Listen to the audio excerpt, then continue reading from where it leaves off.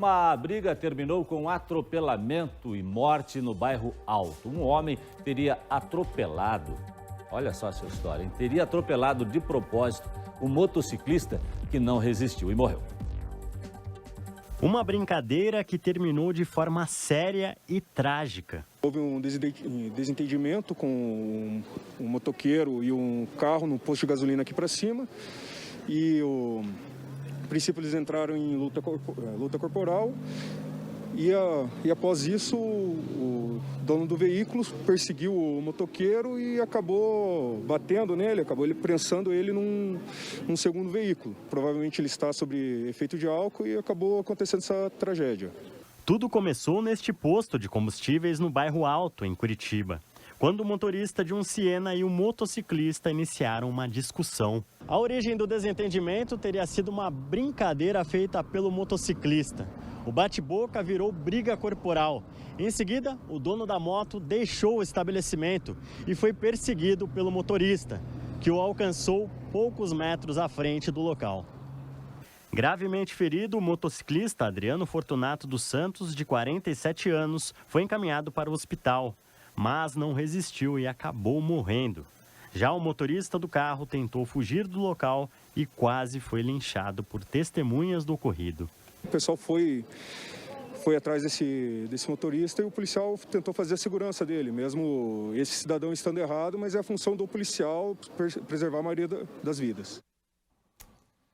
Pois é, e a repórter Thaís Travensoli está em Campo Largo, onde o motociclista Adriano está sendo velado. Vamos conversar. Tristeza, né, Thaís? Boa tarde para você. Muita tristeza, Jasson. Boa tarde para você, boa tarde a todos. Olha, é nesta capela aqui em Campo Largo, na região metropolitana de Curitiba, que está sendo velado o corpo de Adriano Fortunato dos Santos, de 47 anos. Ele que foi vítima desse grave acidente de trânsito. É importante lembrar que foi encaminhado para o hospital, né? Mas infelizmente não resistiu e acabou morrendo. A forma como tudo isso aconteceu, de acordo com as investigações, neste momento, foi sim a partir de um desentendimento num posto de combustíveis que fica a cerca de 100 metros do local do acidente. Pela manhã nós conversamos com o delegado Edgar, que está à frente das investigações, e relatou para a nossa equipe com base no que foi passado já por testemunhas, né? É importante lembrar que o rapaz suspeito segue preso. Neste momento responde por homicídio qualificado por embriaguez, onde a pena pode chegar a 8 anos, mas que ao longo das investigações, se ficar comprovado que ele estava realmente tentando matar Adriano, aí a pena deve aumentar e ele deve responder também por outro crime. Vamos ouvir então o que disse o delegado? Ele afirmou que a motocicleta teria realizado uma freagem brusca e ele não conseguiu evitar a colisão. Foi feito o bafômetro pela Polícia Militar, deu 0,40, ou seja, acima do limite permitido. E como a vítima veio a óbito posteriormente, ele foi autuado em flagrante por homicídio qualificado por embriaguez. Ao que tudo indica, no veículo havia uma outra pessoa. Essa pessoa está sendo identificada pela Polícia Civil, será conduzida até a nossa unidade policial para prestar os devidos esclarecimentos. E caso se confirme que ele utilizou o carro como instrumento para a prática do homicídio, ele não responderá mais por homicídio no âmbito do Código de Trânsito, e sim por homicídio doloso previsto no Código Penal. Ele se encontra evadido do sistema penal. Acreditamos que ele estava cumprindo pena em regime semiaberto e, no entanto, não retornou para a colônia agrícola posteriormente. E ainda, segundo o delegado, ele saiu, né, da colônia penal agrícola em junho, julho do ano passado. Era para retornar, prestar serviços e aí retornar à noite, e nunca mais retornou. Esse motorista também, segundo as investigações, não tem CNH e, claro, como já foi dito pelo delegado, estava embriagado. Permanece preso, então, respondendo. Agora, o que é importante lembrar neste caso aqui, a motivação. Tudo indica, a partir de testemunhas, o que já foi levantado pela delegacia, que tudo começou por conta de uma troca de óleo. O motorista, esse que está preso, agora suspeito deste crime, chega no posto de combustíveis e pede para trocar o óleo do veículo. Adriano é amigo de um frentista, estaria ali conversando com um amigo frentista, foi tentar ajudar nessa troca e aí uma discussão aconteceu. Vamos ver mais uma vez o que disse o delegado? O Adriano não é servidor do posto, mas sim é frequentador assíduo daquele local. Teria tentado ajudar no momento em que foi pegar o óleo, fazendo um favor para o frentista, no entanto, teria pego o óleo errado.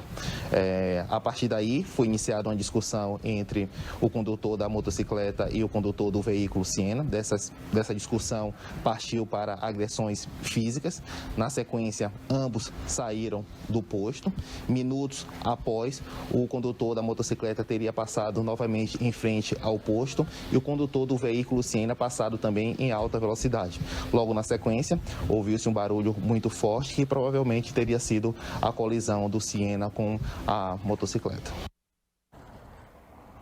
Motorista, portanto, embriagado, sem carteira de habilitação, como já foi dito pelo delegado, também deveria voltar para o sistema penal, mas não fez isso. Tinha passagens pela polícia, a gente não consegue precisar neste momento por quais crimes. O delegado estava fazendo esse levantamento. Para a família é um momento muito difícil, a gente está falando de um trabalhador. Adriano trabalhava como segurança numa farmácia ali da região, bem próxima, e costumava ir no posto de combustíveis para conversar com os frentistas, tinha um bom relacionamento com todo mundo ali da região e infelizmente acabou perdendo a vida logo após uma discussão e um acidente de trânsito. Nós continuamos aqui no velório, já são um momento de muita tristeza para os familiares. O Adriano deixa 2 filhos e neste momento é muito complicado para a família, até pelo histórico, né, de quem está sendo acusado de ter causado tudo isso. É difícil para a família até se pronunciar nesse momento. Jasson. Você chegou a conversar com alguém da família, Thaís?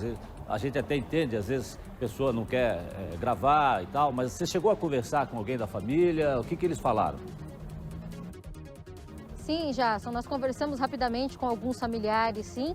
Nesse momento, né, eles pedem realmente para fazer a despedida, até porque o sepultamento vai acontecer a partir de 1h da tarde. Está todo mundo muito assustado, até pelo histórico do Adriano, uma pessoa sem passagens, tranquilo, trabalhador, com 2 filhos, pai de família, muito tranquilo na família e ninguém esperava, né? Eu conversei com outro familiar bem próximo que me relatou que foi uma surpresa quando ficou sabendo o que aconteceu, se tratando de um acidente de trânsito, mas depois quando as informações começam a chegar de uma discussão num posto de combustíveis e aí envolvendo ainda troca de óleo, olha a motivação, né? Tá todo mundo realmente muito surpreso por aqui, mas até por conta do histórico também de quem teria sido o causador de tudo isso, aqui os familiares preferem não gravar entrevistas, mas claro, cobrar aí da investigação, né? E até pelo que disse o delegado e pelo que você está contando pra gente, não é, Thaís? Ele também deveria ser uma pessoa assim muito solícita, né? Pois estava ali no posto, estava conversando com o amigo e ele ofereceu uma ajuda,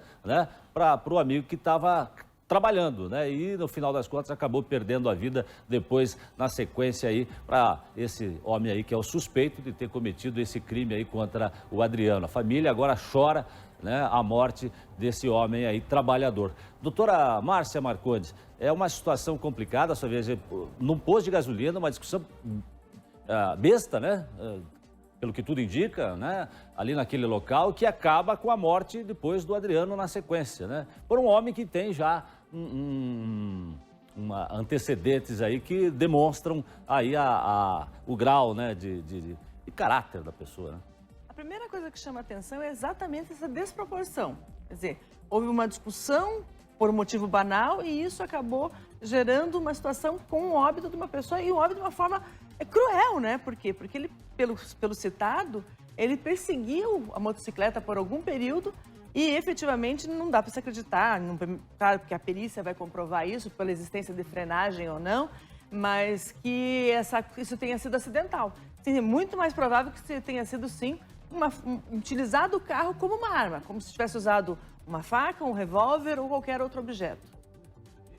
Adriano, né, está me informando aqui a produção, essa é a foto dele, que lamentavelmente perdeu a vida neste acidente, né? A família agora chora a morte desse homem e a gente espera que a justiça apure e que faça, né, o seu papel neste caso, mais breve possível.